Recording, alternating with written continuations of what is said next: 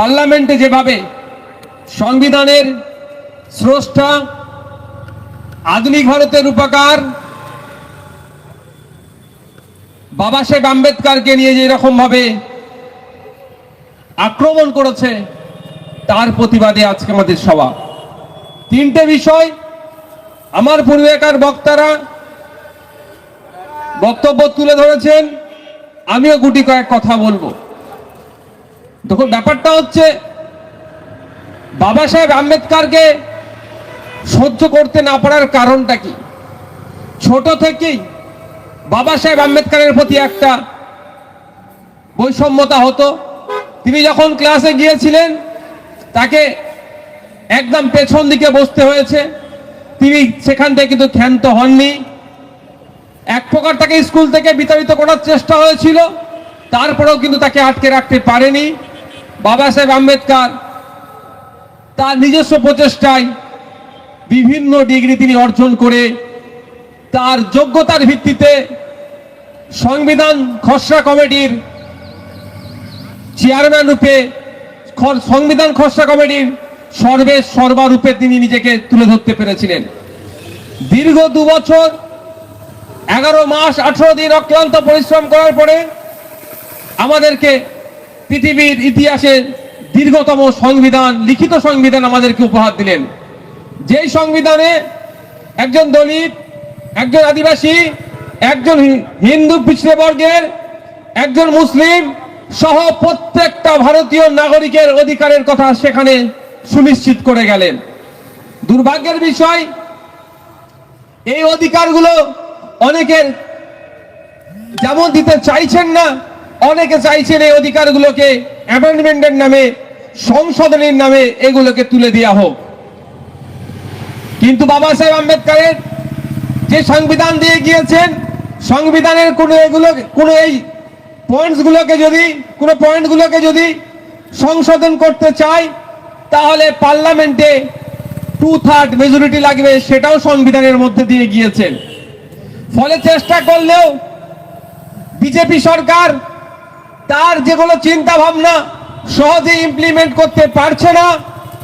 আর বিজেপির দলিত, আদিবাসী তথা বাবা সাহেব আম্বেদকরদের প্রতি কি অনীহার চোখে দেখে, সেই ক্ষোভের বহির্প্রকাশ সংসদে দেশের স্বরাষ্ট্রমন্ত্রী অমিত শাহজির মুখ থেকে দেখতে পেলাম।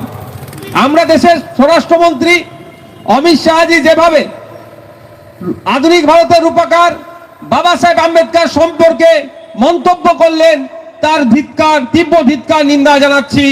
অবিলম্বে তিনি যাতে ক্ষমা চান, তারও আমি এই স্টেজ থেকে, এই সভা থেকে দাবি তুলছি। সব সময় বাবা সাহেব আম্বেদকর যে সংবিধান আমাদেরকে দিয়ে গিয়েছেন, এটা আমাদের স্বাধীনতা আমাদেরকে দিয়ে গিয়েছেন। যতটুকু বলার ক্ষমতা আছে, যতটুকু প্রতিবাদ করার স্বাধীনতা দেখাতে পাচ্ছি আমরা, সবটাই কিন্তু তার দেওয়া সংবিধানের অধিকারকে সামনে রেখে। এটাই অনেকের ঈর্ষা হচ্ছে, অনেকের বুকে ব্যথা লাগছে, এইগুলোকে পরিবর্তন করার চেষ্টা করছে, সংবিধানকে পরিবর্তন করার চেষ্টা করছে। তাই আমরা যারা সংবিধান প্রেমী, আমাদের পূর্বপুরুষের আত্মবলিদান, আত্মত্যাগের ফলে ব্রিটিশ মুক্ত ভারত হয়েছে। আমাদের পূর্বপুরুষদের জন্যই আমাদেরকে এখন ঐক্যবদ্ধ হতে হবে, আমাদেরকে আওয়াজ তুলতে হবে। বা সংবিধানকে যারা পরিবর্তন করার চেষ্টা করছে, তাদেরকে আমরা গণতান্ত্রিক প্রক্রিয়াতে জনবিচ্ছিন্ন করব, তাদেরকে হারিয়ে আমরা দেশ ছাড়া করব। আমাদেরকে ঐক্যবদ্ধ হতে হবে, আমাদেরকে প্রতিজ্ঞা করতে হবে। বাবা সাহেব আম্বেদকর সম্পর্কে যারা খারাপ ধারণা পোষণ করে, বাবা সাহেব আম্বেদকর সম্পর্কে যারা বাজে মন্তব্য করে, তাদেরকে আমরা গণতান্ত্রিক প্রক্রিয়াতে সংবিধানের দেখানো পথে ভোটের মাধ্যমেও জনবিচ্ছিন্ন আমরা করে দেখাবো। অন্যথায় তারা যদি জনগণের ভোটে আবার ক্ষমতায় ফিরে আসে, তাহলে দেখবেন সংবিধানটাকে হয়তো তারা পরিবর্তন করে দেবে তাদের ক্ষমতা দেখিয়ে। আর সংবিধান যদি পরিবর্তন করে দিতে পারে, না দলিতের অধিকার থাকবে, না আদিবাসীর অধিকার থাকবে, না সংখ্যালঘুদের অধিকার থাকবে, না ছাত্র যুবর অধিকার থাকবে, না সরকারি কর্মচারীর অধিকার থাকবে। আমরা সকলেই তখন আমাদের অধিকারগুলো কেড়ে নেবে। ওরা রাজা, আর আপনাকে আমাকে প্রজা বানিয়ে দেবে। কিন্তু সংবিধান আপনাকে আমাকে যে অধিকার দিয়েছে, ভারতবর্ষের প্রতিটা নাগরিক সে রাজ্যের মুখ্যমন্ত্রী হতে পারে, দেশের প্রধানমন্ত্রী হতে পারে, পুলিশ হতে পারে, প্রশাসনের কর্তা হতে পারে, সরকারি কর্মচারী হতে পারে, যে কেউ এই ভারতবর্ষে সে রাজা মনে করে নিজেকে, রাজার মতো তার ক্ষমতা এই সংবিধান আমাদেরকে দিয়েছে। আর এটাই কেড়ে নেওয়ার জন্য এই অপদার্থ বিজেপি বারবার চেষ্টা করছে। আর এই বিজেপিকে পশ্চিম বাংলাতে সব থেকে বেশি যেটা সুযোগ করে দিচ্ছে সেটা তৃণমূল।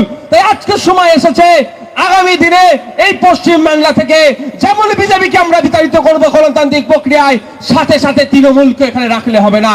কারণ তৃণমূলই কিন্তু বিজেপিকে আসার রাস্তা পশ্চিম বাংলায় করে দিয়েছিল 1998 সালের পর থেকে। বন্ধুগণ, ভাবার সময় এসেছে। যদি না আপনি আমি ভাবি, তাহলে দেখবেন একের পর এক অঘটন ঘটে যাবে, আর কোনো সুরাহা হবে না। আপনারা ওয়াকফ নিয়ে আমি বলে শেষ করব, তার আগে আমি একটা কথা বলবো। বন সংরক্ষণ অধিনিয়ম 2023 সালে ফরেস্ট রাইট অ্যাক্টকে অ্যামেন্ডমেন্ট করে সংশোধনীর মাধ্যমে এটা ইমপ্লিমেন্ট করছে কেন্দ্র সরকার। আমরা জানি স্বাভাবিকভাবে জল জমি জঙ্গলের আদিবাসীদের অধিকার, ওখান থেকে যে সমস্ত রেভিনিউ আসবে আদিবাসী সমাজের মানুষের কল্যাণার্থে তাদের জন্য ব্যবহার করতে হবে। কিন্তু দুর্ভাগ্যের বিষয়, 5th শিডিউল 6th শিডিউল থেকে শুরু করে ফরেস্ট রাইট অ্যাক্ট 2006 সেগুলো খাতায় কলমে থাকলেও সেগুলোকে বাস্তবায়ন হতো না। আর এখন দেখছি কেন্দ্রের বিজেপি সরকার 2023 সালে এই ফরেস্ট রাইট অ্যাক্টকে অ্যামেন্ডমেন্ট করে আদিবাসীদের হাত থেকে জল জমি জঙ্গলের অধিকার ক্রমশ কেড়ে নেওয়ার চেষ্টা করছে। আমরা যদি চুপ করে বসে থাকি, আজকে আদিবাসীর অধিকার কাড়েছে, কালকে সংখ্যালঘু মুসলমানদের অধিকার করবে ওয়াকফের নাম দিয়ে, পরশুদিন তারপরের দিন দেবত্ব সম্পত্তির দিকে এরা হাত দেবে, তারপরে দেখবেন এরা ওই ট্রাস্ট সোসাইটির যে সমস্ত ভ্যালুয়েবল প্রপার্টি আছে সেইগুলোকে এরা কেড়ে নেবে। আস্তে আস্তে সমস্ত সম্পত্তি এরা কেড়ে নিয়ে ওই পুঁজিপতিদের হাতে তুলে দেওয়ার চেষ্টা করবে। তাই সময় এসেছে, যেভাবে আমরা বিরোধিতা করছি ওয়াকফ বিলের অ্যামেন্ডমেন্টের প্রত্যাহার করতে হবে, ঠিক একইভাবে আমাদের এই মঞ্চ থেকে ইন্ডিয়ান সেকুলার ফ্রন্ট কেন্দ্র সরকারের কাছে আহ্বান করছে, কেন্দ্র সরকারকে জানাতে চাইছে অবিলম্বে আদিবাসীদের অধিকারে যে হস্তক্ষেপ করা হয়েছে ওটা আমরা মেনে নেব না। পুনরায় 2006 ফরেস্ট রাইট অ্যাক্টকে বাস্তবায়ন করতে হবে। 2023 সালের সংশোধনীর নাম করে যেভাবে আদিবাসীদের অধিকার কেড়ে নিচ্ছেন, এটা কোনো মতেই আমরা মেনে নেব না। এর বিরুদ্ধে আমরা প্রতিবাদে গর্জে উঠব। বন্ধুগণ, এখন আমাদের মধ্যে কিন্তু এটা ভাগ করে দেওয়া হচ্ছে, কে হিন্দু, কে মুসলমান, কে দলিত, কে আদিবাসী, এইরকম ভাবে ভাগ করে দিচ্ছে কেন? প্রতিরোধটা ঐক্যবদ্ধ সাথে না হতে পারে, প্রতিরোধটা যেন ভাগে ভাগে হতে পারে। এবার দেখুন 2023 সালের এই যে বন সংরক্ষণ অধিনিয়ম যেটা পাস করিয়েছে, আদিবাসীরা যদি চিৎকার করে, শুধুমাত্র যদি আদিবাসীরা চিৎকার করে, তাহলে হয়তো এটা প্রত্যাহার করবে না।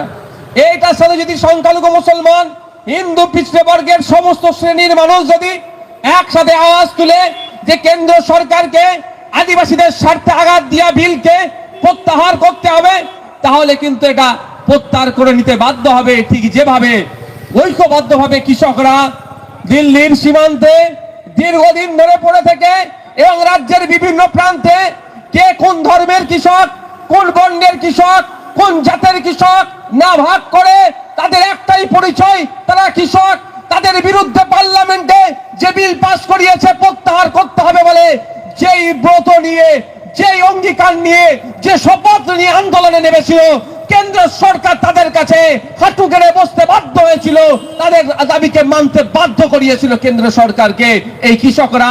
কারণ তারা ধর্মের ভাগে ভাগ হয়নি, তারা বর্ণগত ভাবে ভাগ হয়নি, সেই সময় তারা জাতিগত ভাবে ভাগ হয়নি, তাদের পরিচয়টাই ছিল তারা কৃষক। হিন্দু হলেও কৃষক, দলিত হলেও কৃষক, আদিবাসী হলেও কৃষক, পিছড়ে বর্গের মুসলিম হলেও কৃষক, যে কোনো মানুষই যারা কৃষক হিসাবে ছিল তারাই আন্দোলনে যুক্ত হয়েছিল।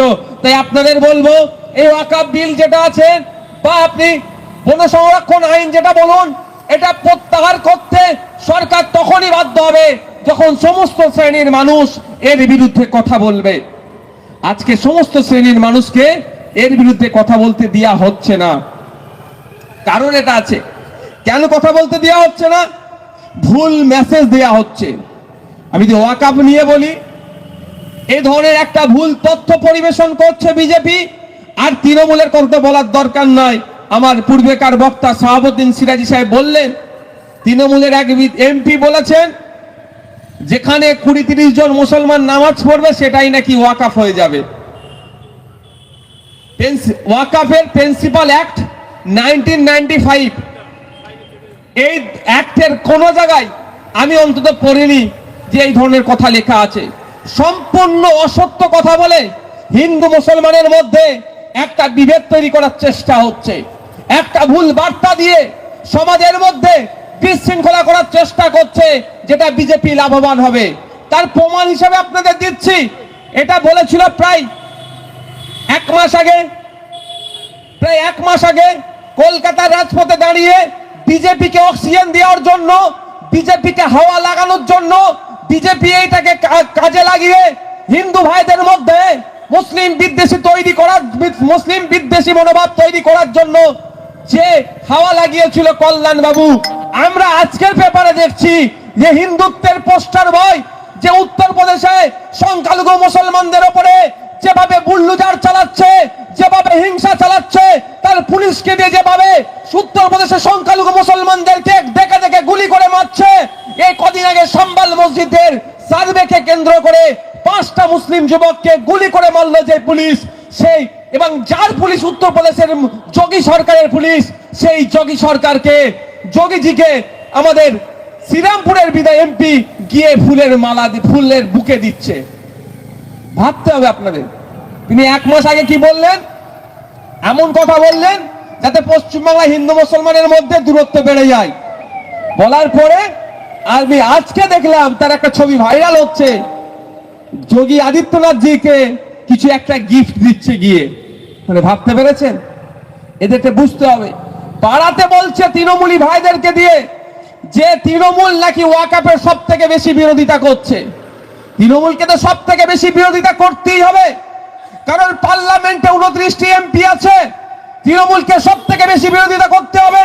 তৃণমূল পরিচালিত একটা রাজ্য সরকার চলছে, স্বাভাবিকভাবে বেশি বিরোধিতা করতে হবে। কিন্তু তৃণমূলী ভাইদেরকে বলবো একটু চোখ কান খুলে দেখুন তো, সত্যি বিরোধিতা করছে না বিজেপির পালে হাওয়া লাগাচ্ছে। কেন বিজেপির পালে হাওয়া লাগাবার কথা বললাম? ওই ধরনের অবাঞ্ছিত মন্তব্য করলো, তৃণমূলের কোন নেতার থেকে প্রতিবাদ দেখতে পেলাম না। তৃণমূলের সর্বোচ্চ নেত্রীও কোনো এই বিষয়ে বলল না যে এটা তুমি ভুল বলছো, মুসলমানরা 20-25 জন নামাজ পড়লে নাকি ওয়াকআফ হয়ে যাবে, এটা সম্পূর্ণ তুমি ভুল তথ্য দিচ্ছ, এটা বলতে শুনলাম না। আমি আপনাদের বলি, মাইকের আওয়াজ যাচ্ছে, এখন আপনারা দেখতে পাচ্ছেন আপনার তৃণমূল বলতে তৃণমূলের রাজ্য স্তরের নেতারা ওয়াকআফ নিয়ে খুব চিন্তিত, খুব প্রতিবাদ হচ্ছে। কারণটা কি আমি আপনাদের বলি, অনেকের রাগ হতে পারে, মিলিয়ে দেখে নেবেন। আর যদি আমার কথা খারাপ লাগে আমার বিরুদ্ধে একটা মানহানি মামলাও করে দেবেন, আমি বলে যাচ্ছি। কলকাতার রাজপথে মাইক লাগিয়ে চিৎকার করছে ওয়াকআফ প্রপার্টি উদ্ধার করতে হবে, ভালো কথা, আমিও তো বলছি। কিন্তু যিনি চিৎকার করছেন, আমি ধরে চিৎকার করছি, আমি যদি ওয়াকআফ প্রপার্টি ঝেড়ে রেখে দিই তাহলে আমার চিৎকারের কোনো দাম হবে? কলকাতা পার্ক সার্কাস, আমি এক্সাক্ট লোকেশন বলছি না, তার আশপাশে আমি ঘুরছি।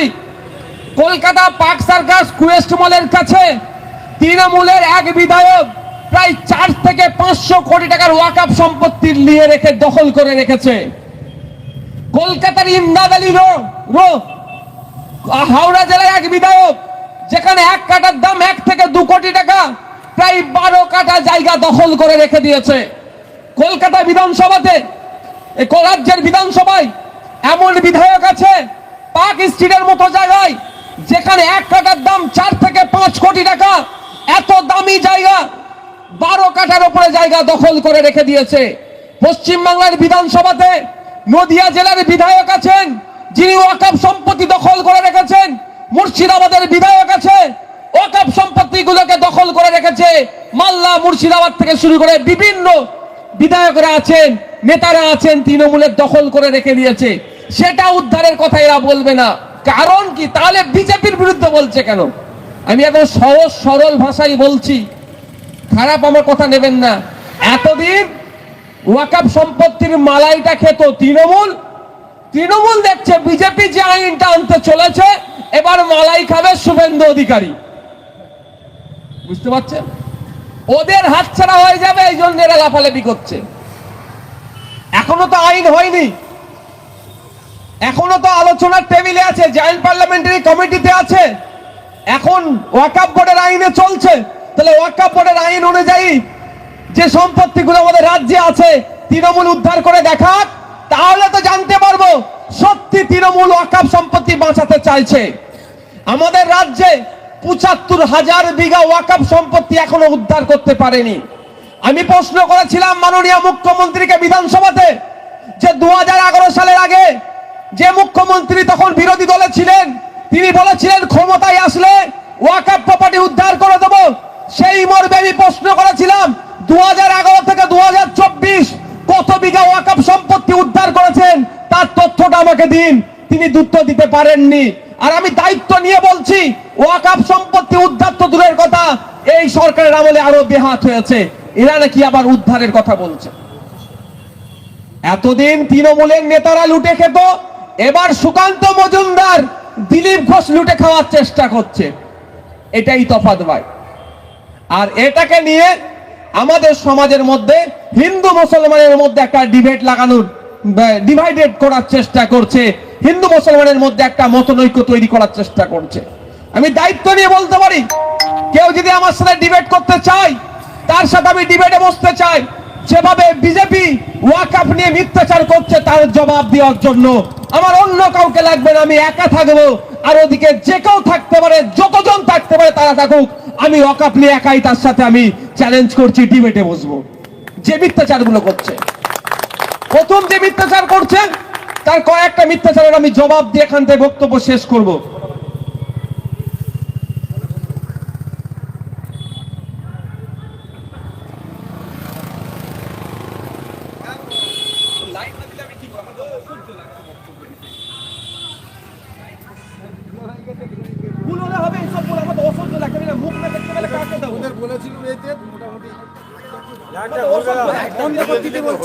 কেটে দিলেই তো হয়ে যায়। লাইটটা সব সময় ধরে ঘোরাও না, এইটা ওইদিকে ঘুরিয়ে দাও না, এটা সব সময় ধরে রাস্তা দিয়ে ঘুরে দাও, রাস্তা দিয়ে ঘুরিয়ে দাও।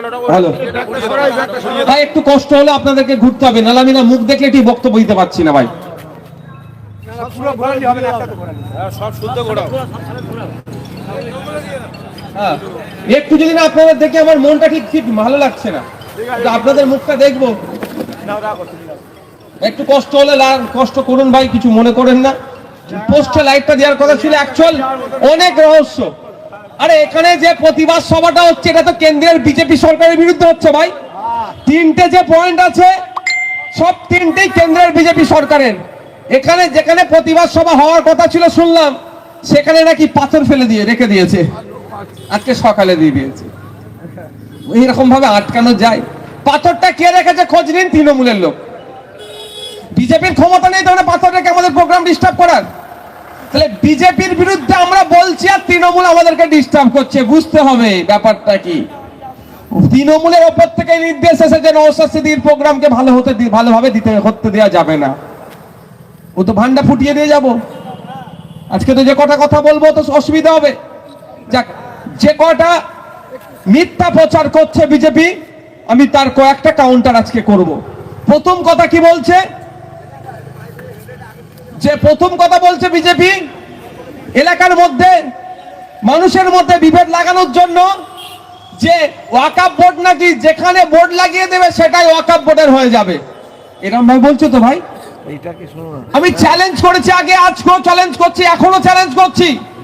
ওয়াকফ বোর্ডের এই ধরনের কোন আপনার সেকশন নাই, যে সেকশন দিয়ে মাধ্যমে ওয়াকফ বোর্ড চাইলে আপনার কি বলে কারো জায়গাতে গিয়ে তার বোর্ড লাগাবে। সম্পূর্ণ অসত্য কথা। এই কথাটাকে দিয়ে হিন্দু মুসলমানের মধ্যে একটা মতনৈক্য তৈরি করার চেষ্টা করছে। বিজেপি কি বলছে, কোন মন্দিরের সামনে গিয়ে যদি ওয়াকফ বোর্ড তার এটা লাগিয়ে দেয়, ওই মন্দিরের সম্পত্তি হয়ে যাবে ওয়াকফের। কারো বাড়ির উঠোনে গিয়ে যদি লাগিয়ে দেয়, ওটা হয়ে যাবে ওয়াকফের। কোন স্কুলে গিয়ে লাগিয়ে দিলে ওটা হয়ে যাবে ওয়াকফের। এইরকম বলে সম্পূর্ণ ওয়াকফ সম্পর্কে মিথ্যাচার করছে। আমি দায়িত্ব নিয়ে বলছি, এটা অসত্য কথা, এই কথার কোনো সারবত্তা নাই। ওয়াকফ কিভাবে করবে সম্পত্তি? ওয়াকফ বোর্ডের যাওয়ার কি রাইট আছে কারো সম্পত্তিতে গিয়ে বলা এটা আমার ওয়াকফের সম্পত্তি? অত সহজ নয়, এই অধিকারটুকু ওয়াকফের নাই। তাহলে ওয়াকফ কিভাবে হবে? যে ওয়াকিফ অর্থাৎ দাতা, ওয়াকফ বোর্ড থেকে বলতে পারে আমি এই সম্পত্তিটা আল্লাহর জন্য দিলাম, বা এই সম্পত্তিটা আমার ছেলেদের জন্য আমি রাখতে চাই, এই মর্মে ওয়াকফ বোর্ডকে জানাবে। ওয়াকফ বোর্ড কি করবে? সার্ভে কমিশনারকে দিয়ে বা জয়েন্ট সার্ভে কমিশনারের মাধ্যমে সার্ভে করবে। সার্ভে করার পরে রিপোর্ট হবে, রিপোর্টটা ওয়াকফ বোর্ডে সাবমিট করলে ওয়াকফ বোর্ড দেখবে সঠিক রিপোর্ট আছে কি, সত্যিকারের ওনার সম্পত্তি এটা নিজের নাকি, তারপরে এনরোল করবে ওয়াকফ সম্পত্তি হিসাবে। তাহলে ওয়াকফ বোর্ড কারো জায়গায় গিয়ে বলতে পারবে এটা আমার জায়গা? বলতে পারে না। কিন্তু কিন্তু যেভাবে মিথ্যাচার করছে, যেন মনে হচ্ছে ওয়াকফ বোর্ড এই বারাইপুর সোনারপুর রোডের বাইপাসে এখানে যদি ঝান্ডা লাগিয়ে দেয় ওয়াকফের, তো এটা ওয়াকফের হয়ে যাবে। ব্যাপারটা হচ্ছে একটু বুঝতে হবে, আপনার ওয়াকফ দু ধরনের হয়, ওয়াকফে লিল্লাহ, ওয়াকফে আওলাদ। একটা আল্লাহর জন্য উৎসর্গ করলো, ওয়াকফ করে দিল, আর একটা আওলাদদেরকে তার বংশ পরম্পরা যাতে এর থেকে এই সম্পত্তিকে এনজয় করতে পারে। কারণ আমি অনেকের দেখবেন বাবারা ছেলেদের নামে সম্পত্তিগুলোকে অফ করে যায়। কারণ কি? ধরুন না এই মার্কেটে 10টা দোকান আছে আপনার বাবার, আপনার বাবা দেখলো যে আমার 2 ছেলে আছে, যদি এমনি এই দুজনকে 5টা করে ভাগ করে দিই, এরা বেটা বেচে কিনে খেয়ে নিতে পারে, বেচে খেয়ে নিতে পারে। তাহলে যাতে না আমার সম্পত্তিটা বেচে খেতে পারে, আমার পুতা তার ছেলে তার ছেলে তার ছেলে যাতে ভোগ করতে পারে, সেই জন্য কি করে গেল আপনার আব্বা? ওয়াকফ বোর্ডকে বলল আমার এই 10টা দোকান আছে, এই 10টা দোকানের কেয়ারটেকার দেখভাল করার জন্য আপনাকে আমি দায়িত্ব দিলাম। যখন এই দায়িত্বটা দিতে যাবে, ওয়াকফ বোর্ড সার্ভে কমিশনারকে দিয়ে সার্ভে করাবে, সত্যি এই লোকের আছে কি না নাই, আমাদেরকে ভুল গ্যাস দিয়ে পালাচ্ছে সেটা দেখবে। দেখলো যে না, এখানে আসলো 10টা দোকান আছে, মাপজোক করলো, রিপোর্ট ওয়াকফ বোর্ডে জমা দিল। তারপরে ওয়াকফ বোর্ড কি করবে? ওয়াকফের এনরোল করবে, নাম্বার দেবে যে তোমার এটা ওয়াকফ বোর্ড তোমার এটা টেক ওভার করলো। ওয়াকফ বোর্ড কিভাবে টেক ওভার করবে? ওয়াকফে আওলাদ সম্পত্তিগুলোকে শুধু কেয়ারটেকার হিসাবে কাজ করবে, শুধুমাত্র দেখভাল করবে। কেমন দেখভাল করবে?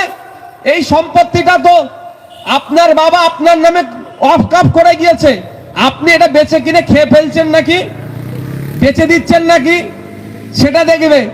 এই দেখার জন্য আপনি এই দোকানটা রেখেছেন না ভেঙে ফেললেন, মাটি তুলে বিক্রি করে দিলেন নাকি, সব এইগুলো তারা দেখবে কে? ওয়াকফ বোর্ড।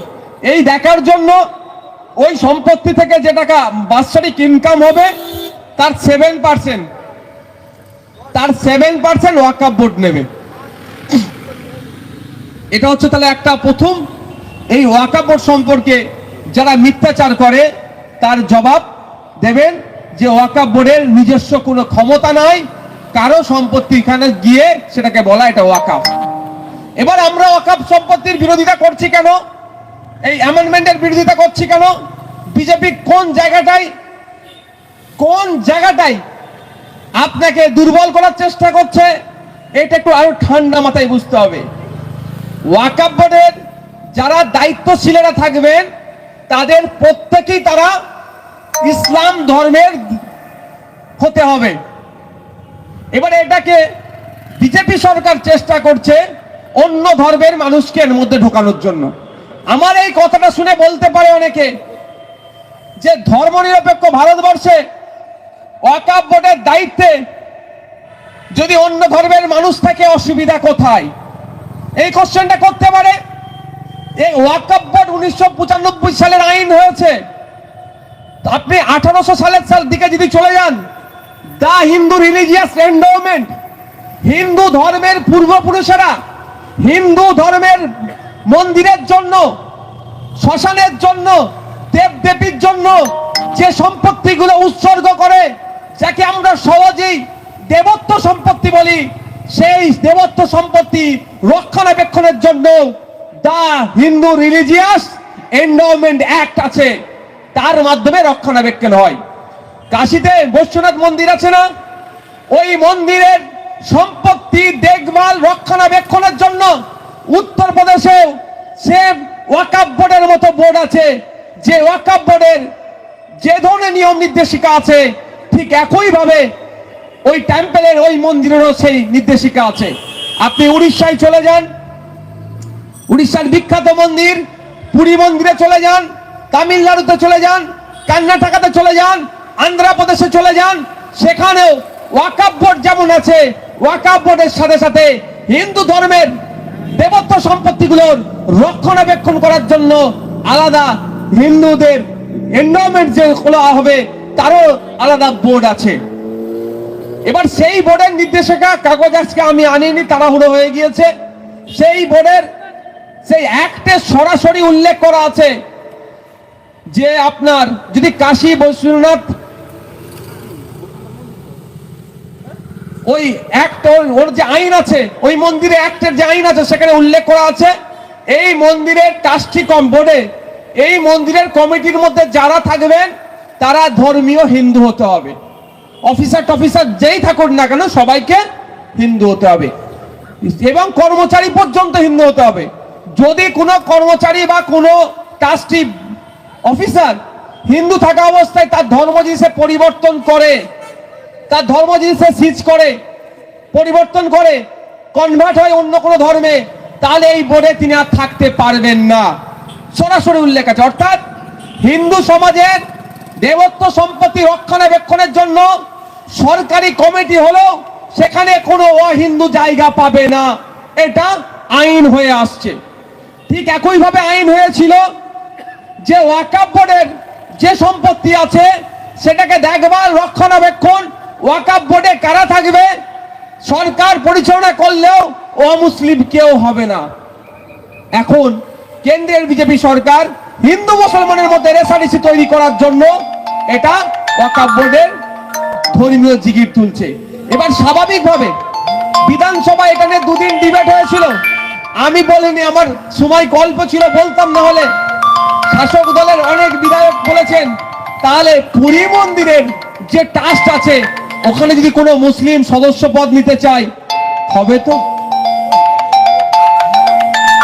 বলেছেন তামিলনাড়ুর কথা, বিভিন্ন কালীঘাট মন্দির, বিভিন্ন মন্দিরের যে ট্রাস্টি আছেন, বোর্ডের যারা দায়িত্বশীলেরা আছেন, তারা সকলেই কিন্তু হিন্দু ধর্মের দীক্ষিত, অহিন্দু কেউ নয়। এটা হয়ে আসছে, এটাই তো ধর্মীয় সম্পত্তি রক্ষণাবেক্ষণ করবে, সম্পত্তি দেখভাল করবে সেই ধর্মের মানুষজন। কিন্তু বিজেপি সরকার সংশোধনীর নাম করে এটাকে ধূলিসাৎ করতে চাইছে, এর বিরোধিতা আমরা করছি। কিন্তু এই বিজেপি মিথ্যাচার করছে, চাপিয়ে দেওয়ার চেষ্টা করছে। একটা ভয়ঙ্কর পয়েন্ট দিয়েছে এর মধ্যে, ভয়ঙ্কর পয়েন্টটা হচ্ছে প্র্যাকটিসিং ইসলাম। কম করে 5 বছর আপনাকে প্র্যাকটিসিং ইসলাম অর্থাৎ অনুশীলনের মাধ্যমে যে ইসলাম আপনি হবেন তাহলে আপনি ওয়াকফ করতে পারেন। এবার আপনি 5 বছর ধরে ইসলাম ধর্ম ঠিকঠাক পালন করছেন কি করছেন না এটা দেখবে কে, সার্টিফিকেটটা কে দেবে? বলছে কালেক্টর দেবে। আপনি বলুন ইসলাম ধর্মের সঠিক প্র্যাকটিসটা কি? 5 ওয়াক্ত নামাজ পড়তে হবে, 1 মাস রোজা রাখতে হবে, ধর্মীয় আরো আনুষঙ্গিক বিষয় আছে, দাড়ি থেকে শুরু করে লাইফস্টাইল থেকে শুরু করে সবটাই আপনাকে মানতে হবে, তাহলে আপনি প্র্যাকটিসিং ইসলাম হচ্ছেন। এবার আপনি ধরে নিলাম আপনি 5 ওয়াক্ত নামাজ পড়েছেন লাস্ট 5 বছর, আপনার কপালে এখন দাগ হয়নি, নাও হতে পারে। অনেকে নামাজ পড়লে কপালে দাগ হয়ে যায়, অনেকের হয়নি। আপনি কালেক্টরকে গিয়ে বললেন আমি সম্পত্তি দান করব, ওয়াকফ করব। কালেক্টর আপনার মুখের দিকে তাকিয়ে বলল, না তো, তুমি তো ঠিকঠাক ইসলাম ধর্ম পালন করো না, তোমাকে প্র্যাকটিসিং ইসলাম মুসলিম মনে হচ্ছে না, তো তুমি ওয়াকফ করতে পারবে না। তার মানে কি সর্বনাশটা করলে, বুঝতে পেরেছেন? কোন জায়গায় আঘাত দিচ্ছে সেটাকে জানতে হবে। মাইক লাগিয়ে বিজেপি ভুল করছে বলে চিৎকার করলে হবে না। বিজেপি কোন জায়গাটায় সংখ্যালঘু মুসলমানদেরকে আঘাত করছে সেই জায়গাটাকে ধরতে হবে ওয়াকফের ক্ষেত্রে। তাহলে আপনাকে গোড়ায় কোথায় মারলো যে আপনার সার্টিফিকেট কে দেবে? কালেক্টর দেবে। আপনি প্র্যাকটিসিং ইসলাম কি ইসলামের মধ্যে নাই। এবার আপনি বলেন, আপনি ফজরের নামাজ পড়লেন হয়তো মসজিদে না গিয়ে বাড়িতেও, ঠান্ডার সময় গরম পানি হোক আর ঠান্ডা পানিতে উজু করে ঘরের মধ্যে পড়ে নিলেন। কালেক্টরকে আমি কি গিয়ে বলবো নাকি যে আমি সম্পত্তি ওয়াকফ করব, ওই জন্য আপনি আমাকে একটু খোঁজ রাখুন আমি ফজরের নামাজ পড়ছি কি পড়ছি না? তাহলে কি যত মুসলিম আছে পশ্চিমবাংলায়, ভারতবর্ষে, মোদিজি কি প্রত্যেকটা মুসলমানের সাথে একটা করে অফিসার দিয়ে রাখবে নাকি? হ্যাঁ, যে ইসলাম ধর্ম সঠিকভাবে পালন করছে কি করছে না? এই ধরনের অবান্তর বিষয়গুলো ওর মধ্যে ঢুকিয়ে দিয়েছে। যে অবান্তর বিষয়গুলো ঢুকিয়ে মুসলিম ধর্মের অনুসারীদেরকে, মুসলমানরা যাতে দ্বিধাগ্রস্তের মধ্যে পড়ে, সমস্যার মধ্যে পড়ে, সেই অপচেষ্টা চালাচ্ছে। এই বিল নিয়ে পার্লামেন্টে যখন প্রথম বিল পেশ করেছিল, হট্টগোল হয়েছিল, তখন স্পিকার স্যার জেপিসিতে পাঠিয়েছিল, অর্থাৎ joint parliamentary committee. Joint parliamentary কমিটির মধ্যে পশ্চিমবাংলা থেকে দুজন এমপি আছে তৃণমূলের, একটা হচ্ছেন আপনার নাদিমুল হক সাহেব, আর অপরজন হচ্ছেন কল্যাণ ব্যানার্জি বাবু। কল্যাণ ব্যানার্জি বাবু বেশ কয়েকটা মিটিংয়ে উপস্থিত ছিলেন, আবার কয়েকটা মিটিংয়েও তিনি অনুপস্থিত ছিলেন। আর নাদিমুল হক বাবুর উপস্থিতির থেকে অনুপস্থিতের সংখ্যা বেশি। ওনাদের কাজ ছিল ওই মিটিংগুলোকে অ্যাটেন্ড করে এর বিরোধিতা করা। তা না করে কি দেখলাম, আপনাকে আমাকে বোকা বানানোর জন্য, আপনার আমার শুধু ভোটটাকে নেওয়ার জন্য কোথায় কাঁচে হাত কেটে আপনার আমার মাসি আসে যে বলল, যেই হাত, যেটার জন্য নাকি ওয়াকফের জন্য নাকি তিনি হাত কাটলেন, ওই ওয়াকফ, ওই হাত দিয়ে আজকে যে যোগী আদিত্যনাথ মুসলমানদের উত্তরপ্রদেশে দেখে দেখে খুন করছে, সেই হাতে আবার ফুল ধরে দিলেন। আমরা ধিক্কার, নিন্দা জানাই ওনার এই আচরণকে। সত্যি ভাবতে অবাক লাগছে, ভাবতে অবাক লাগছে। তৃণমূল ওই কমিটির মধ্যে রাখলো। আপনার এলাকায় মহল্লাতে তৃণমূলের যে সমস্ত বন্ধুরা আছেন, আমি আপনাদের বলবো একটু ঠান্ডা মাথায় বুঝুন। কাগে কান নিয়ে চলে গেলে কাগের দিকে তাকানোর প্রয়োজন নাই, কানে হাত দিয়ে দেখুন কানটা আসে না নাই। পশ্চিম বাংলায় যে ওয়াকফ সম্পত্তি আছে সেটাতে লুটপাট হচ্ছে, লিস্টে থাকার পরও লুটপাট হচ্ছে। আর যেটা উদ্ধার করতে পারেনি ৭৫,০০০ বিঘা, সেটা কবে উদ্ধার করবে? মাননীয়াকে প্রশ্ন করেছিলাম, মাননীয়া বললেন আমি বুল্ডোজার চালিয়ে উদ্ধার করতে পারবো না। বুল্ডোজারের আমরা বিপক্ষে, পক্ষে নয়, বুল্ডোজারের পক্ষে আমরা নয়। ওই বুল্ডোজার বাবার উত্তরপ্রদেশে তার বিরোধিতা আমরা করেছি, কিন্তু আমরা ভুলে যাচ্ছি না এই শহরতলি এলাকাতে, বারাইপুর, সোনারপুর, কলকাতা, বিধাননগর থেকে শুরু করে যখন পেটের দায়ে ফুটপাতে গরিব মানুষ ঠেলা লাগিয়ে, যাকে সহজ ভাষায় বললে হকারি করে তাদের রুজি রুটি চালাতো, সেই সময় মমতা ব্যানার্জির বুল্ডোজার তাদেরকে ভেঙেছিল, সেইটা হুঁশ উনার ছিল না। আর উনি ওয়াকফ সম্পত্তি উদ্ধারের কথা বললে বলে আমি বুল্ডোজার লাগাতে পারবো না। গরিবের পেটে মারার সময় বুল্ডোজার লাগাতে পারবেন। আর 2011 সালের আগে বলেছিলেন ক্ষমতায় আসলে ওয়াকফ সম্পত্তি উদ্ধার করব। আজকে উদ্ধার তো দূরের কথা, আরো বেশি বিহাত হয়ে যাচ্ছে। আর আপনার আমার মন পাওয়ার জন্য কি বলছেন, ও ওয়াকফকে আমরা কি বলছে, বিহাত হতে দেব না। দুদিন বিধানসভায় আলোচনা হয়েছে, আমিও একদিন অংশগ্রহণ করেছিলাম। সময় স্বল্প ছিল। আমি সত্যি অদ্ভুতভাবে একটা জিনিস আমি লক্ষ্য করছিলাম, আলোচনার শুরুতে বক্তা লিস্ট দিয়ে দেয়। আমার দ্বিতীয় দিন ছিল, প্রথম দিনে বক্তা লিস্ট দেখলাম, যারা বাইরে খুব চিৎকার করছে ওয়াকফ নিয়ে, যে সমস্ত বিধায়করা, অনেক বিধায়করা চিৎকার করছে না, তাদের নাম আছে নাকি? প্রথম দিন লিস্ট দেখলাম, তাদের ওই বিধায়কদের কারো নাম নেই বক্তব্য লিস্টে। আমি হয়তো ভাবলাম আগামীকাল অর্থাৎ পরের দিনে হয়তো সেই বিধায়করা কঠিন বক্তব্য দেবে, কারণ কলকাতার রাজপথে দাঁড়িয়ে বা মফস্বল এলাকাতে, হাওড়া, হুগলি, 24 পরগনাতে বিভিন্ন স্টেজ থেকে ওই বিধায়কগুলো যেভাবে ভয়ঙ্কর কথা বলছেন, ওয়াকফ সম্পত্তি আল্লাহ সম্পত্তি, একে বেহাত হতে দেব না। আমি হয়তো ভেবেছিলাম বিধানসভার মধ্যে দাঁড়িয়ে একই ভাবে বলবে ওয়াকফ সম্পত্তি যে উদ্যোগ কাটতে আসবে তার কালো হাত ভেঙে দেব। আমি হয়তো ভেবেছিলাম এটা বলবে তারা, কিন্তু কি দেখলাম, দ্বিতীয় দিন যখন বিধানসভায় পৌঁছালাম, বক্তার লিস্ট যখন দেখলাম, ওখানে ওই বিধায়কদের কাউকে খুঁজে পেলাম না। মানে বুঝতে হবে আপনাদের, বাইরে পাবলিক গরম করছে, আরে বাইরে তো যে কেউ বক্তব্য দিয়ে দেবে। বিধানসভার মধ্যে যখন আপনি পৌঁছেছেন, আপনার বক্তব্যটা অফিসিয়াল রেকর্ড থাকলো, ওইটাই ভয় খাচ্ছে বিজেপির বিরুদ্ধে অফিসিয়াল রেকর্ড যদি থেকে যায়, বিজেপি ওদের অন্যায় যে দুর্নীতি করেছে যদি তুলে নিয়ে চলে যায়, সেই জন্য ভিতরে আর বললো না, বাইরে চিৎকার চেঁচামেচি করছে। বন্ধুগণ, আপনাদের বলবো 29টা এমপি আছে, আমরা ফলো করছি এমপিদেরকে। পার্লামেন্টে যখন এই বিষয় নিয়ে ডিবেট হবে, পার্লামেন্টে যখন এই বিষয় নিয়ে ভোটাভুটি হবে, ওই তৃণমূলের 29টা এমপি কি করছে, আপনাকে আমাকে সকলকে সজাগ থাকতে হবে, নজর রাখতে হবে। কারণ আমরা দেখলাম, ভুলে যাচ্ছি না আমরা, আমাদের অভিজ্ঞতা হয়ে গিয়েছে, পার্লামেন্ট থেকে যখন সিএএ বিল পাস হয়েছিল, যখন বিলটা আইনে পরিণত হলো, যখন ওই আইন নাকি সংখ্যালঘু মুসলমানদেরকে দেশ থেকে তাড়িয়ে দেবে, পশ্চিম বাংলার সংখ্যালঘু মুসলমানরা আতঙ্কিত হয়ে গিয়েছিল, তখনও তৃণমূল রাস্তাঘাটে বড় বড় মিছিল মিটিং করছিল, যে কি ক্যাকা ছিছি, মনে আছে আপনাদের? মনে আছে নাকি ভাই? আছে তো? তৃণমূল ক্যাকা ছিছি, অর্থাৎ সিএ মানবো না, ভালো কথা, ক্যাকা ছিছি করছিল, বড় বড় মিটিং মিছিল করলো।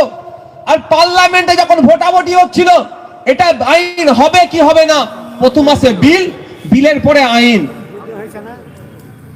সিএএ সিটিজেন অ্যামেন্ডমেন্ট অ্যাক্ট হলো, তারপরে সিএবি থেকে সিএএ।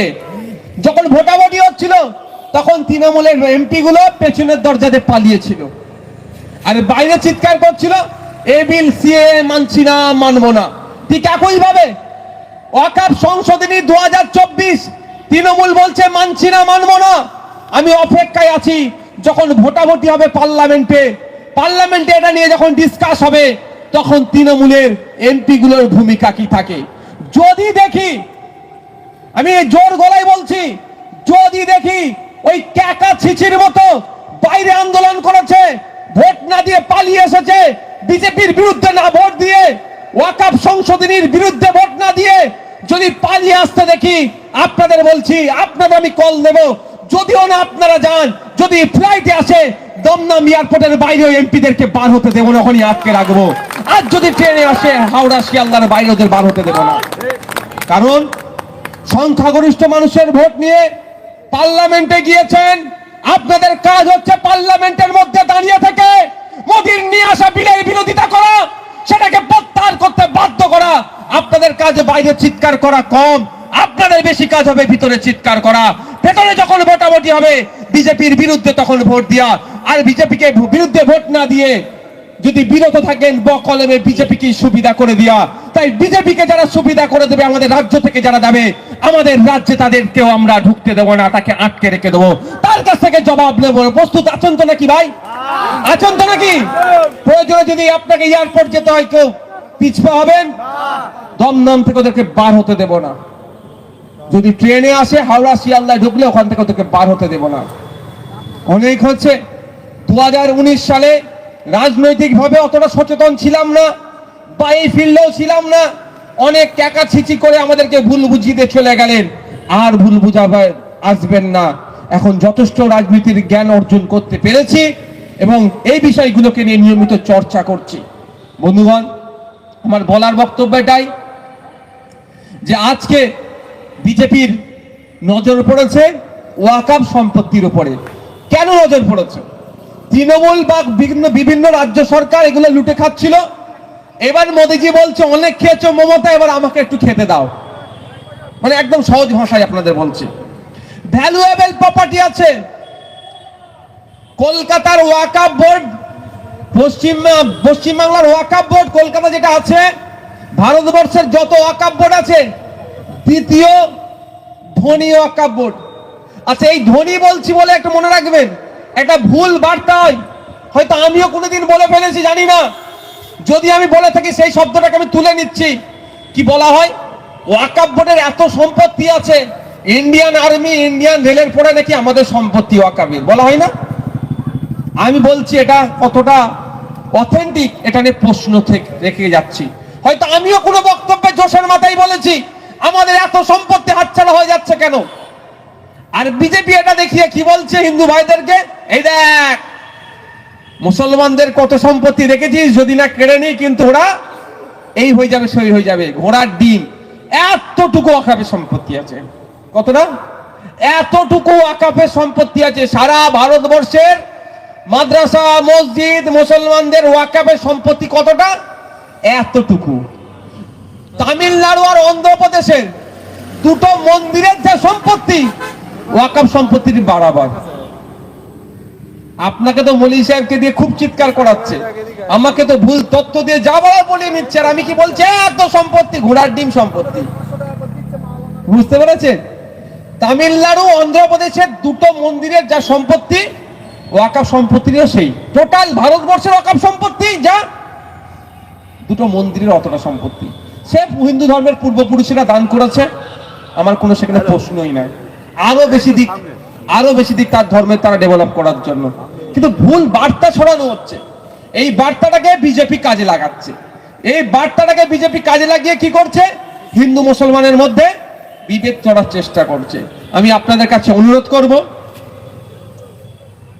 আপনাদের কাছে আমি বলবো যে কেউ যদি ওয়াকফ সম্পর্কে এই ধরনের মিথ্যাচার করে, আমি গুটি কয়েক কথা বলেছি, আশা করছি এইগুলো যদি আপনি তাদেরকে জানান, অন্তত তারা ভুল বুঝে যে কথা বলছেন সেটাকে তারা রেকটিফাই করে নেবে। আপনি সঠিক বার্তাটা তাদেরকে পৌঁছান যে ভাই তুমি বলছো ওয়াকফ বিপজ্জনক, তোমার জন্য কোন জায়গাটায় লেগেছে বলো না? ওয়াকফের এত সম্পত্তি, ওয়াকফের এত সম্পত্তি, তো আপনি বলুন ওয়াকফের কত সম্পত্তি? 9 লক্ষ একর বলবে তো কি আছে? এটা তো অল্প সম্পত্তি ভাই। অন্য ধর্মস্থানগুলো দেখো, অন্য ধর্মের দুটো ধর্মস্থানেরই প্রায় 9 লক্ষ একর সম্পত্তি, তাহলে ওয়াকফের বেশি হলো কোথায়? এটা হচ্ছে শুধুমাত্র বিজেপির সাম্প্রদায়িক রাজনীতি করার জন্য, হিন্দু মুসলিমের রাজনীতি করার জন্য, ক্ষমতায় টিকে থাকার জন্য, আর শিল্পপতিদেরকে আরো বেশি মুনাফা দেওয়ার জন্য এই ওয়াকফ প্রপার্টিগুলো আজকে উদ্ধার করে ওয়াকফ প্রপার্টিগুলো ওরা নিয়ে কেড়ে নিয়ে ওই আদানি আম্বানির মতো শিল্পপতিদের হাতে তুলে দেবে। আজকে যখন ওয়াকফ প্রপার্টি শেষ হবে, কালকে আমি বলে যাচ্ছি আপনাদের, যদি এরা এটা বাস্তবায়ন করতে পারে, সোসাইটির জায়গার দিকে হাত দেবে, ট্রাস্টের জায়গার দিকে হাত দেবে, বিভিন্ন ধর্মস্থানের যে সমস্ত সম্পত্তিগুলো আছে সেইগুলোকে এরা ক্রমশ কাটতে শুরু করবে। দিয়ে কাদেরকে দেবে? ওই শিল্পপতিদেরকে দেবে। কদিন আগে এক শিল্পপতিকে নিয়ে খুব চর্চা হচ্ছে, সে এখন একটা সময় ওয়ার্ল্ডের রিচেস্ট টপ 10 মধ্যে চলে এসেছিল।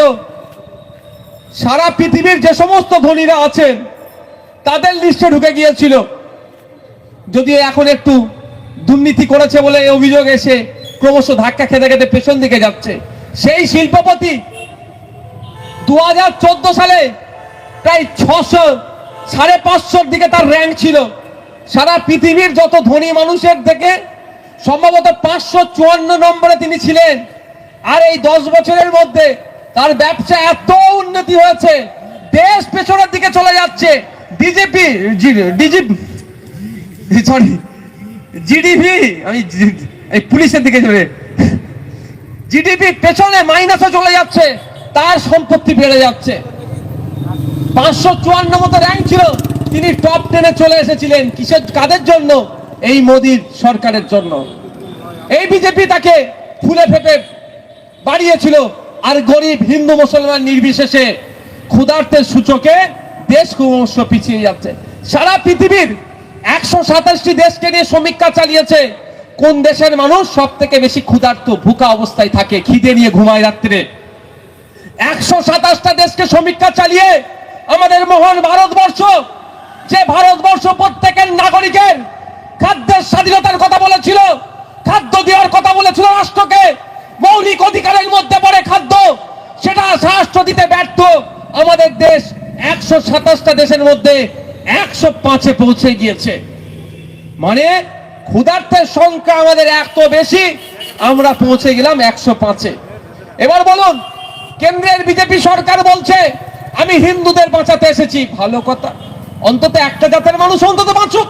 আমাকে যদি জিজ্ঞাসা করেন, বিজেপি বলছে হিন্দুদের বাঁচাবে, আমি বলবো সত্যি যদি হিন্দুদের বাঁচায় তাহলে আমি খুশি।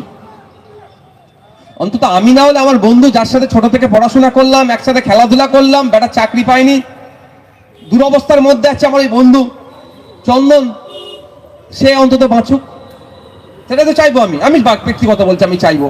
ভালো কথা, কি দেখছি যে ক্ষুধার সূচকে ভারতবর্ষ 105-এ চলে গিয়েছে, আর 22টা দেশ যদি হয় তাহলে আমরা শেষে চলে যাবো, সব থেকে বেশি ক্ষুধার্ত আমরা।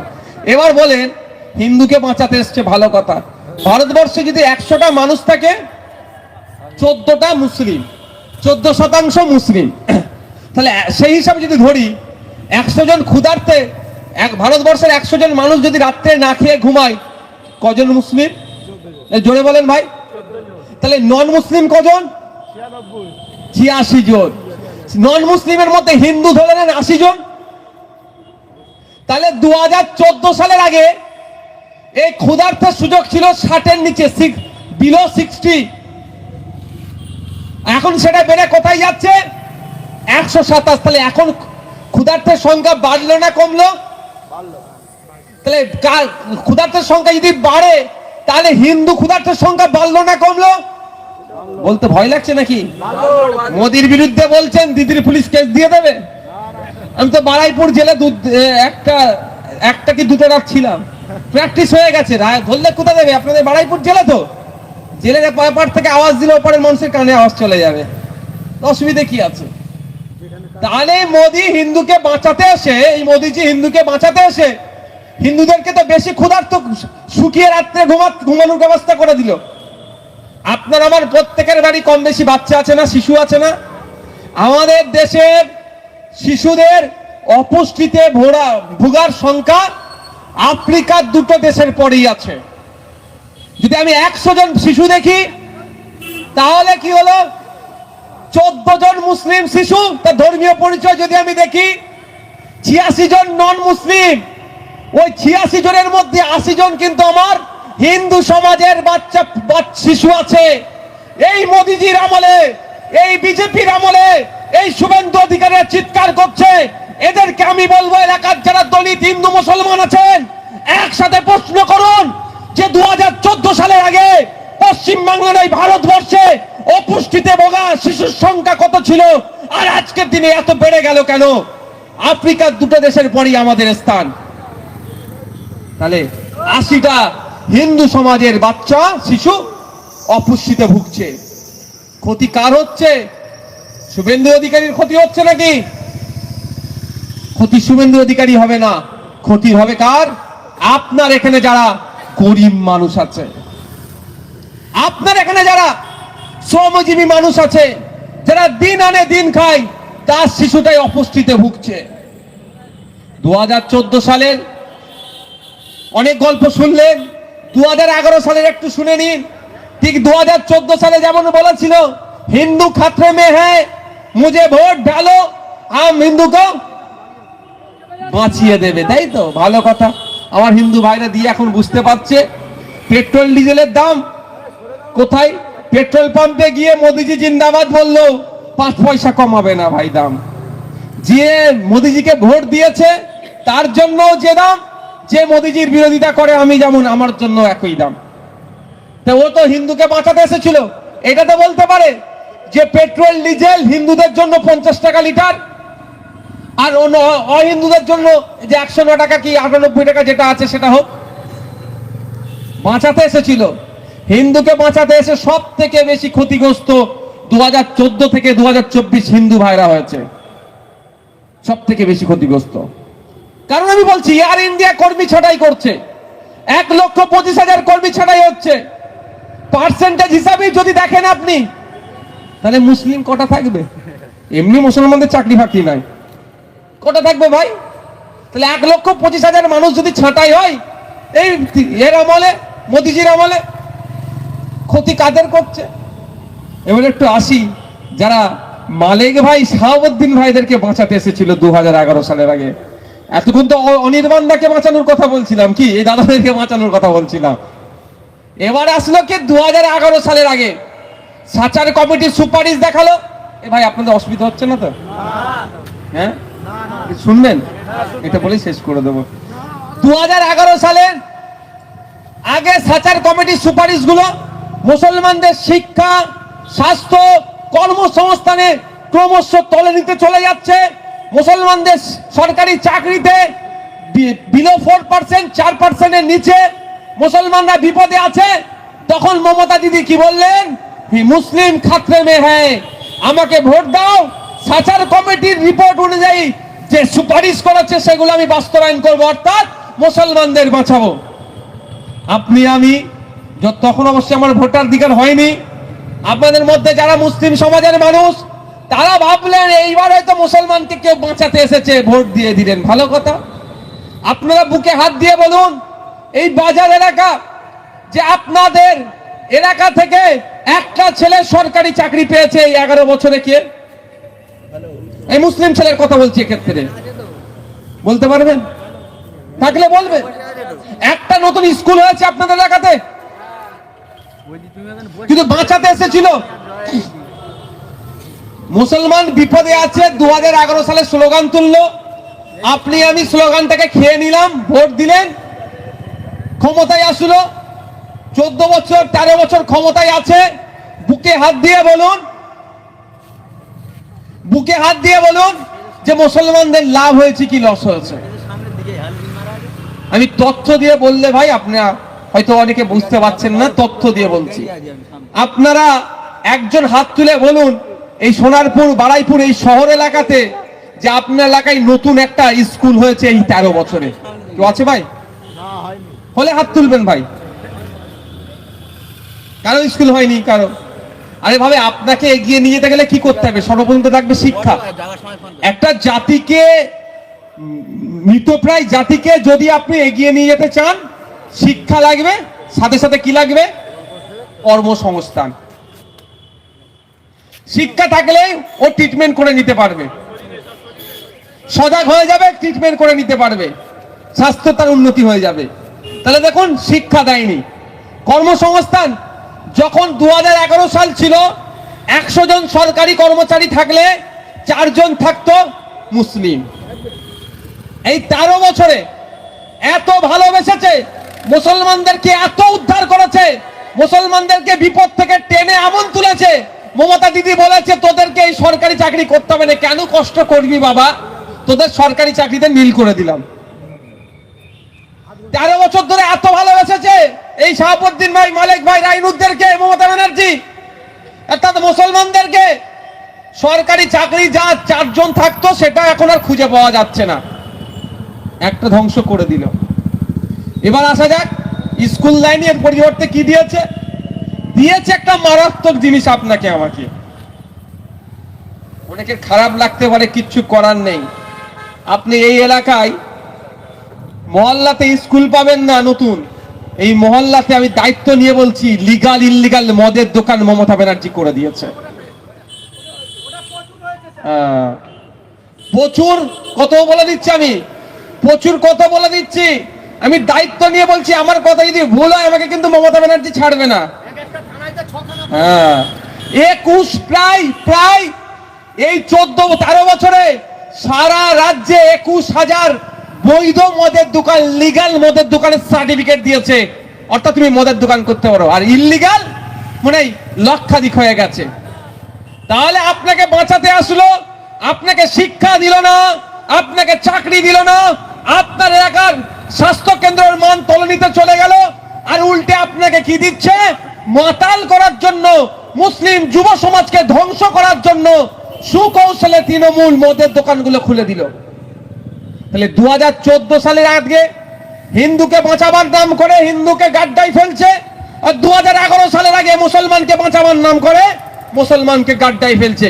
যখন হিন্দু মুসলমান এদের খেলা ধরে নিচ্ছে, তখন কোন সময় ফিরাদ হাকিমকে দিয়ে বলাচ্ছে কি, তুমি বলো ইনশাআল্লাহ একদিন সংখ্যালঘু মুসলমান আমরা নাকি সংখ্যাগুরু হয়ে যাব। এটা বললে কি হবে? বিজেপির পালে হাওয়া লাগবে। বিজেপি হিন্দু পাড়াতে গিয়ে হিন্দু ভাইদের বুঝাচ্ছে, ওই দেখ যদি আমাকে না ভোট দিস তোকে কিন্তু গিলে নেবে।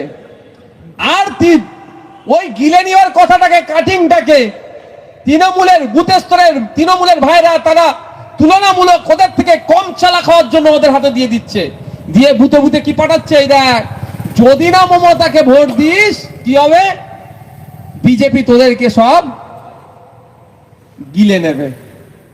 অর্থাৎ তৃণমূল বিজেপিকে আটকানোর জন্য তোমাকে তৃণমূলকে ভোট দিতে হবে।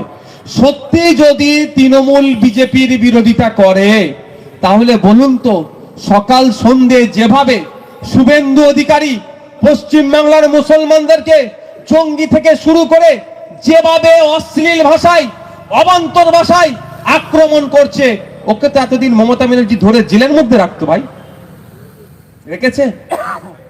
কদিন আগে বাসন্তীতে দেখেছিলেন আপনারা, যখন যাচ্ছিল ওই সময় পুলিশ আটকে ছিল, আমাকেও আটকে ছিল, আমাকেও যেতে দেয়নি এত ভয়। তো পুলিশ আটকে দিয়েছিল সেই সময় যে টিম সন্দেশকালীতে, সেই সময় ওই পুলিশ কর্তাদের মধ্যে একজন পাঞ্জাবি পুলিশ ছিলেন, পাগড়ি বাঁধা। বিজেপির যে প্রতিনিধি দল ছিল, ওই দল থেকে ওই পাঞ্জাবি পুলিশকে টার্গেট করে কি বলেছিল?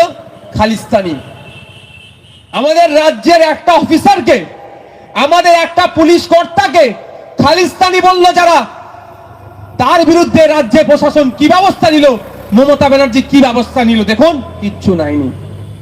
ওরা চাইছে একদিকে বিজেপি, শুভেন্দু অধিকারী, দিলীপ ঘোষ, সুকান্ত মজুমদাররা ভাড় খাওয়া ভাষণ দেবে, আর ওই ভাষণটাকে নিয়ে মুসলিম এলাকায় যেখানে মুসলমানরা বেশি থাকে ওদেরকে গিয়ে শোনাবো, ওদেরকে ভয় দেখিয়ে ওদের ভোটটা নিয়ে আমি বসে থাকবো, আর চাকরির ক্ষেত্রে শূন্য করে দেবো। বলার জায়গা থাকবে না। শিক্ষা ব্যবস্থা ধ্বংস করে দিয়েছে। মাদ্রাসা শুধু নয়, 10,000 উনি মাদ্রাসা দেওয়ার কথা বলেছেন, দেওয়া তো দূরের কথা, মাদ্রাসাগুলোতে এখন 10,000 শূন্য পদ হয়ে গিয়েছে। এমএসকে, এসএসকে, আনএড থেকে শুরু করে যেভাবে শিক্ষা ব্যবস্থাকে ধ্বংস করছে, আপনার এখানে সরকারি প্রাইমারি স্কুলগুলোতে গিয়ে দেখুন, কম্পোজিট গ্রান্ট না দেওয়ার ফলে হাই স্কুলগুলোতে গিয়ে দেখুন, চক ডাস্টার থেকে শুরু করে শিক্ষা সামগ্রী যেগুলো কম্পোজিট গ্রান্টের মাধ্যমে কেনা হয় সেগুলো তারা কিনতে পারছে না। শিক্ষা ব্যবস্থা ধ্বংস করে দিচ্ছে। কারণ শিক্ষা থাকলেই তো প্রশ্ন করবেন, জানবেন। শিক্ষা থাকলেই তো জানবেন, জানলেই প্রশ্ন করবেন, প্রশ্ন করলে এরা উত্তর দিতে পারবে না। সেই জন্য সুকৌশলে শিক্ষা ব্যবস্থাকে ধ্বংস করে দিচ্ছে।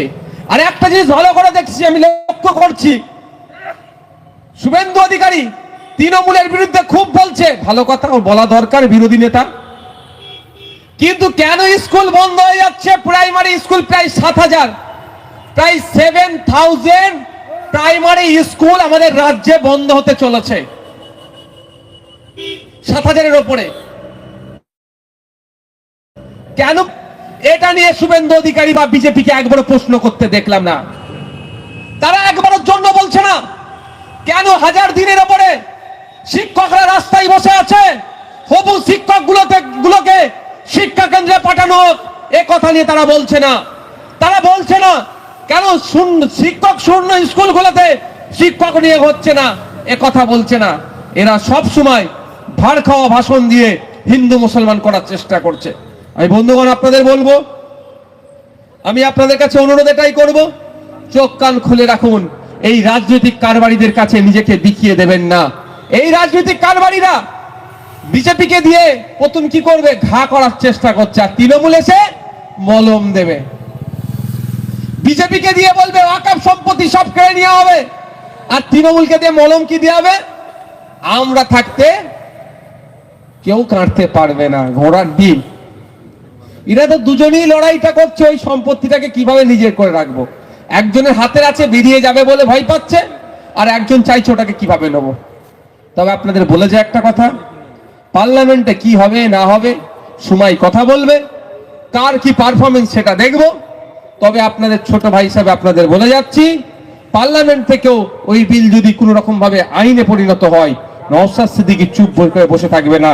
যেমন মাঠে ময়দানে লড়াই করছে, নওশাদ সিদ্দিকীকে দেখবেন সুপ্রিম কোর্টে গিয়ে ওয়াকফ সম্পত্তি অর্থাৎ সংবিধানের মধ্যে থাকা গণ্ডির মধ্যে থাকা সম্পত্তিকে কেউ আঘাত করতে চাইলে সংবিধানকে সামনে রেখে সুপ্রিম কোর্টে মামলা করব কেন্দ্র সরকারের বিরুদ্ধে, শুভেন্দু অধিকারীদের বিরুদ্ধে, মোদীর বিরুদ্ধে, ওদের বিরুদ্ধে আইনি লড়াই আমি করব। তাই আপনাদেরকে আশা করব এই লড়াই আপনাদেরকে পাশে পাবো। আমাদের মধ্যে যারা ধর্মীয় জিগির তুলে হিন্দু মুসলমান করে আমাদের ভোটকে, মূল্যবান ভোটকে কেড়ে নিতে চাইছে, তাদের বিরুদ্ধে আমরা হিন্দু মুসলমান নির্বিশেষে ঐক্যবদ্ধ হয়ে দলবদ্ধ হয়ে তাদের বিরুদ্ধে আমাদেরকে সোচ্চার হতে হবে। কারণ আপনার বাড়ির পাশে যে প্রাইমারি স্কুল আছে, সেই প্রাইমারি স্কুল থেকে হাই স্কুল পর্যন্ত যে স্কুলগুলো আছে, শুধু মুসলিমদের ছেলেরা পড়াশোনা করে না এরকম ব্যাপার নয়, সর্বধর্মের বাচ্চারা পড়াশোনা করে, আর শ্রমজীবী মানুষের ছেলেরা পড়াশোনা করে। যারা দিন আনে দিন খায়, যারা ভ্যান চালায়, রিক্সা চালায়, বাসের ড্রাইভার, কন্ট্রাক্টর, তাদের ছেলেরা বেশি প্রাইমারি স্কুলে পড়ে। আর এই সরকারি প্রাইমারি স্কুলগুলোর শিক্ষা ব্যবস্থা ধ্বংস করতে চলেছে। তাই আমরা যদি আলাদা আলাদা ভাবে প্রতিবাদ করি, তাহলে এরা শিক্ষক দেবে না। আমাদেরকে রাম রহিমকে একসাথে থেকে স্কুলে শিক্ষক ফেরাতে হবে, এই জন্য আওয়াজ তুলতে হবে, রাজ্য সরকারের কানে আওয়াজ পৌঁছাতে হবে। একদিকে নওশাদ সিদ্দিকী আওয়াজ তুলবে, একদিকে অনির্বাণ আওয়াজ তুলবে, দুজন মিলে একসাথে যখন আওয়াজ তুলবো যে স্কুলগুলোতে শিক্ষক কেন যাচ্ছে না, সরকার তখন শিক্ষক দিতে বাধ্য হবে। আর আমি ওই মোড়ে দাঁড়িয়ে আওয়াজ তুলছি, ওইদিকে অনির্বাণ ওখানে দাঁড়িয়ে আওয়াজ তুলছে, অর্থাৎ রাম রহিম যে যার মতো ভাবে জায়গা থেকে আওয়াজ তুলছে, সরকার আওয়াজ শুনবে আর ঠিক ঠিক করে হাসবে, বললে কাজ তো হয়েছে। আমরা তো এটাই চাইছি যে দুটো ধর্মের মানুষ নিয়ে এক জায়গায় আছে, ওরা তো চাইছে যে, কারণ আমি 50টা মানুষকে নিয়ে চিৎকার করছি, রাম 50টা মানুষকে নিয়ে ওই মোড়ে চিৎকার করছে, রহিম 50টা মানুষকে নিয়ে ওই মোড়ে চিৎকার করছে, দুজনেরই আওয়াজ হচ্ছে কি, দুজনেই এক কথা বলছে কি, স্কুলে শিক্ষক চাই, শিক্ষক চাই, শিক্ষক চাই। কিন্তু দুজনকে দুদিকে ভাগ করে রেখে দিয়েছে, আর সরকার দাঁতে কাটি দিতে দিতে ঠিক ঠিক করে হাসছে যে বেটাদের কাজ হয়ে গেছে, আমি আর শিক্ষক দেব না। ওরা দুজনরা আলাদা করতে পেরেছে, আমাদের সাকসেস। আমাদের কি করতে হবে, এই মধ্যখানে যে প্রাচীরটা যারা দেওয়ার চেষ্টা করছে, এই ওয়ালটা যারা দেওয়ার চেষ্টা করছে, রাম রহিমকে যারা আলাদা করার চেষ্টা করছে, কারণ রাম রহিমকে আলাদা করতে পারলেই ওরা ওদের মিশন সাকসেস হবে, ওরা রাজা হবে, আপনাদেরকে পূজা করবে। ঠিক ব্রিটিশ পিরিয়ডের কথা ভাবুন, সেই সময় যখন ব্রিটিশদের বিরুদ্ধে যখন দেশের নাগরিক সোচ্চার হয়েছিল, যখন অস্ত্র হাতে তুলে নিচ্ছিল, ব্রিটিশদেরকে বিতাড়িত করতে হবে, রাম রহিম যখন একসাথে হয়েছিল, একদিকে আশফাকুল্লাহ, একদিকে ক্ষুদিরাম, একদিকে ভগৎ সিং, একদিকে বিরসা মুন্ডা, যখন লড়াইয়ের ময়দানে এনে গিয়েছিল, তখন কি করেছিল, একটা মিথ্যাচার ঢুকিয়ে দিয়েছিল, একটা বার্তা ছড়িয়ে দিয়েছিল, কি এনফিল্ড রাইফেল কি ছিল সেটা, ওই বন্দুকের টোটা কার্তুজ দাঁতে কেটে বন্দুকের মধ্যে দিতে হয়, দাঁতে কেটে বন্দুকের মধ্যে দিতে হবে, তারপরে ফায়ার করলে যে গুলিটা লাগবে। কি বলেছিল, ওটা গরু আর শূকরের চর্বি মিশানো কার্তুজ। কোন জায়গায় দিয়েছিল বুঝতে পেরেছেন? গরুর যদি হয় আমার হিন্দু ভাইরা দাঁতে কাটবে না, তাহলে ব্রিটিশদের বিরুদ্ধে গুলি চলবে না, আর যদি শুয়োরের হয় আমার মুসলমান ভাইরা দাঁতে কাটবে না। তাহলে ব্রিটিশদের বিরুদ্ধে লড়াই করতে গেলে দুটো সম্প্রদায় পিছিয়ে যাবে। এটা বারবার এরা অপচেষ্টা চালিয়েছে, এখনো চলছে অধিকারের লড়াই, যাতে যে যার ফিল্ড থেকে করে। আমি আপনাদের বলবো, কৃষক আন্দোলনের কথা একটু ভাবুন। কৃষকরা কিন্তু রাম রহিম, ভগৎ সিং থেকে শুরু করে আশফাকুল্লাহ, বিরসা মুন্ডা সবার উত্তরসূরি কিন্তু কৃষক আন্দোলনে যুক্ত হয়েছিল, ফলে সেটা সাকসেস হয়েছিল। তো আমাদেরও স্বাস্থ্য পরিষেবা, শিক্ষা ব্যবস্থা, কর্মসংস্থান, সম্প্রীতি, ঐক্য যেভাবে ধ্বংস হতে চলেছে, এটাকে যদি আবার পুনরায় ফিরিয়ে নিয়ে আসতে হয় তাহলে কিন্তু সবাইকে ঐক্যবদ্ধ হয়ে থাকতে হবে। আমি আপনাদের কাছে অনুরোধ করছি, যারা ভোটের কারবারি আছে, যারা রাজনৈতিক কারবারি আছে, তাদের চক্রান্তে পা দেবেন না। আপনারা চোখ কান খুলে রাখুন, কোনটা ভুল কোনটা ঠিক আপনারা দেখুন, অন্যায়ের প্রতিবাদ করুন। জাত ধর্ম দেখে প্রতিবাদ করার প্রয়োজন নাই। অন্যায়কে অন্যায় হিসাবে ট্রিট করে অন্যায়কারীর বিরুদ্ধে কথা বলুন। কারণ আজকে আমাদের মধ্যে, মানুষের মধ্যে একটা এমন বিভেদ তৈরি করার চেষ্টা হচ্ছে, অন্যায়কারীর ধর্ম দেখে প্রতিবাদ হচ্ছে, সিলেক্টিভ প্রোটেস্ট হচ্ছে। এটা কিন্তু খুবই ভয়ঙ্কর আমাদের জন্য হতে চলেছে। আমি আপনাদের কাছে অনুরোধ করব, এর ঊর্ধ্বে গিয়ে একজন মানুষ, একজন সচেতন নাগরিক হিসাবে, দায়িত্বশীল নাগরিক হিসাবে সমস্ত অন্যায়ের প্রতিবাদ আমাদেরকে করতে হবে। তাই ওয়াকফ প্রপার্টি উদ্ধারের যেমন প্রতিবাদ করতে হবে, ওয়াকফ প্রপার্টি উদ্ধারের কথা যেমন বলতে হবে, আদিবাসী সমাজের থেকে যে সমস্ত বোন তাদের অধিকার কেড়ে নিচ্ছে তার কথা বলতে হবে, এসটি/এসসি ফেক সার্টিফিকেট দিয়ে এসটি/এসসি কোটাতে নন এসটি/এসসিরা চাকরি করে নিচ্ছে তার বিরুদ্ধে কথা বলতে হবে, ওবিসি সংরক্ষণের কথা বলতে হবে, মানুষের রুজি রুটি নিয়ে কথা বলতে হবে, মানুষের শ্রম চুরি করে নিচ্ছে তার বিরুদ্ধে কথা বলতে হবে, শ্রমের মূল্যায়ন করতে হবে। এই বলে আমি বক্তব্য শেষ